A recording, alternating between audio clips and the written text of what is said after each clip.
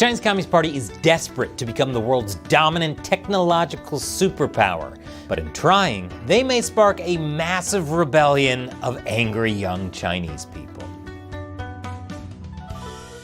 Welcome to China Uncensored, I'm Chris Chappell.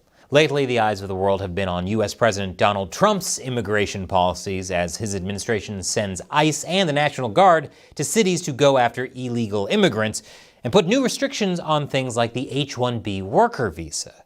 But as the Trump administration is clamping down on immigration to the U.S., China is opening up. 2 months ago, the Chinese Communist Party unveiled a new immigration policy called the K visa, which, despite how it sounds, isn't a credit card for K-pop demon hunter stans. It supposedly went into effect on October 1st, although CNN couldn't find any way to apply for it online. The K visa is aimed at young foreign graduates in science, technology, engineering, and math programs. Because if you can't beat them, try to trick them into joining you. So far, the CCP hasn't put out much information on the new program, although it claims it'll release more information later. So this is like one of those trailers for a movie trailer. Just wait and show us the whole thing. But here's what we do know. We know that eligibility will hinge on factors like age, educational background, or work experience, that it will require at least a bachelor's degree, that it will make coming to China and living in China easier, and that it will not require a job offer. In fact, it appears it will come with employment opportunities. The idea is that this will help make China a STEM powerhouse, if not the STEM powerhouse. And according to one expert, it represents a pretty big shift in immigration policy for the CCP. Where they were previously focused on attracting mainly overseas Chinese, the K visa will appeal to quote-unquote tech and innovative talent from all over the world, perhaps even from the US. Okay, honestly, that last one might be just a pipe dream. In actuality, probably a lot of the people who apply for the K visa will still be overseas Chinese. But still, as the White House shuts down, the CCP definitely wants to promote the idea that it's more open and free. Well, maybe not free, let's just call it cooperative. There's just one teensy tiny problem. China's unemployed youth at 18.9%. China's youth unemployment is at its highest level since the CCP changed how they measure the statistic to try to make the situation look less dire, which means the actual number is much higher. So it's pretty understandable why some Chinese youth feel insulted by the K visa's rollout. The K visa is getting a lot of attention online. In fact, as of last Tuesday, the Weibo hashtag China decided to introduce the K visa got more than 60 million views and 3 million discussions. And many of the comments are not positive, despite the fact the CCP just made negativity on the internet illegal.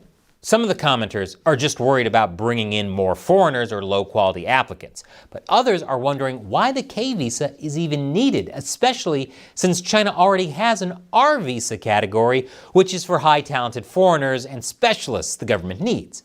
One social media comment that got thousands of likes said, "There are so many master's degree holders here struggling to find jobs, and you're looking to bring in more talent from overseas?" Another comment said, "While the intention to attract talent is good, isn't a bachelor's degree a bit too easy? Honestly, we've got plenty of talent here already, so I don't really get it." "I don't get it" could be the slogan of the Chinese people under communism. It applies to everything from the CCP's reasoning to human rights to, at times, food. One commentator also asked if this means that the Chinese education system is inferior compared to other countries. After all, it kind of sounds like the K visa is favoring foreign bachelor's degrees over Chinese master's degrees. Of course, some experts and government-affiliated news outlets are defending the move as necessary to help China surpass the US technologically, especially given the years-long American-led effort to restrict the CCP's access to chip tech. On top of that, and especially after the pandemic, China wants to increase foreign exchanges and tourism levels to help boost its image and its finances. Of course, they could just stop being mustache-twirling cartoon villains, and that'd probably help their image, but being decent people, that's too hard. Import new people. But the K visa raises other questions as well, like how much it will cost to oversee the program and how the CCP will avoid fraud.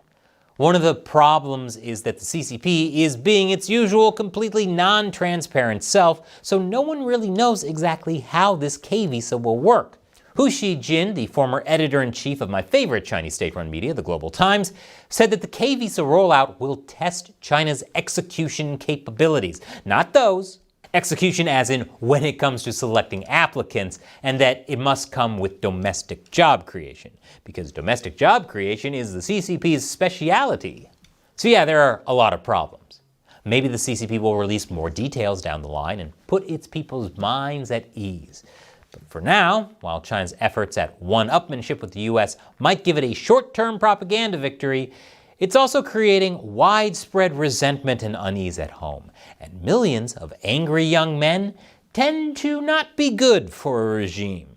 But if you think today's China is rough, imagine being so miserable you start missing the 2000s. The flip phone, the quiet family time, the hope for a better future. Today, millions of young Chinese are getting addicted to nostalgia, and the CCP is not loving the vibe. If you want to see why the CCP is so terrified of this seemingly harmless trend, check out my latest deep dive episode, China's New Drug, Nostalgia. It's available for fans who support China Uncensored on ChinaUncensored.tv. Click below to watch a free preview.